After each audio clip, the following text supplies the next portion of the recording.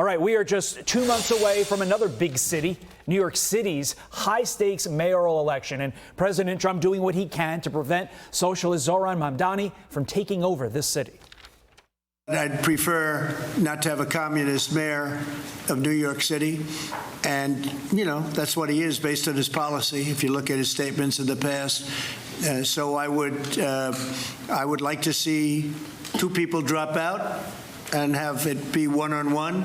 And I think that's a race that could be won. But the socialist candidate has a different idea, challenging the president, saying if Donald Trump is serious about intervening in the mayoral race, he should come to New York City and debate me directly about why he's cutting SNAP benefits for hungry New Yorkers to give tax breaks to his wealthy donors. Silicon Valley tech pioneer and former Obama fundraiser Allison Wynn joins us now. Allison, good morning to you. It's great to see you. So there is this report that President Trump is trying to find jobs within his administration for Curtis Sliwa and Eric Adams so that it can be a one-on-one race between Zohran Mamdani and Andrew Cuomo. How do you feel about that? The president is being very strategic. He's a politician, and this is politics. We need to have a capitalistic, democratic mayor of New York City. I actually grew up in a communist country, and I have experience waiting in line for 8 hours to grab a bag of rice with my mom. Is that what the citizens of New York City want? President Trump is a builder. He's a creator. He has new, fresh ideas, and we would love to have a similar mayor for our beloved city of New York. We don't want it to turn into Venezuela. We don't want it to turn into Cuba or the Socialist Republic of California. But Allison, money shapes elections at the end of the day. What's the vibe on Mamdani out where you are in Silicon Valley, where so much of the money that funds elections is coming from? What's the vibe on this guy? Could you see big tech funding Mamdani's campaign?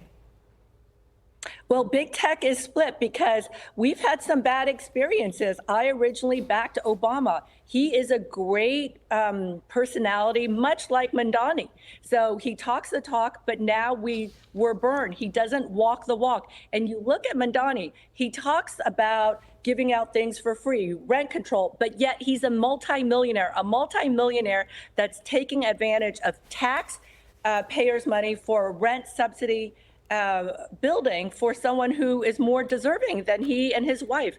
That's really not fair. That is a hypocrite in my book. And you see this with many of the socialist type mayors all across the United States. You have someone who's 80 years old, like Rudy Giuliani, who is selfless and who actually cares about the safety of people. And he talks the talk and he actually walks the walk, protecting everyday Americans against international terrorists and domestic violence. I don't see that from Mamdani. I don't see that from the other 80% of the liberal mayor. We have an 80-year-old former mayor who's doing a better job than the policies coming out of Mamdani, the mayor of Boston, San Francisco, LA, and especially Chicago. Yeah.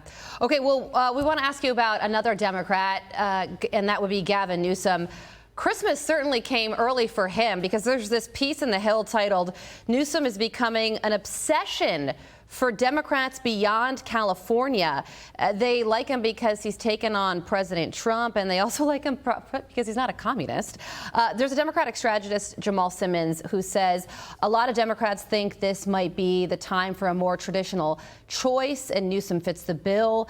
They just want a winner. They have this mindset of let's just win, and we'll sort out the politics later. What does this sort of attention on Gavin Newsom mean for him? Well, he has the looks, but when you actually open the book, it's a bit scary. He's on a tour, but it's an apology tour, okay? It's not a success tour. Let's see what he's talking about. Well, the fires.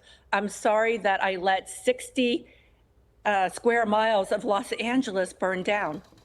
I'm sorry about the homeless encampment. We spent $25 billion. That's $160,000 per homeless person.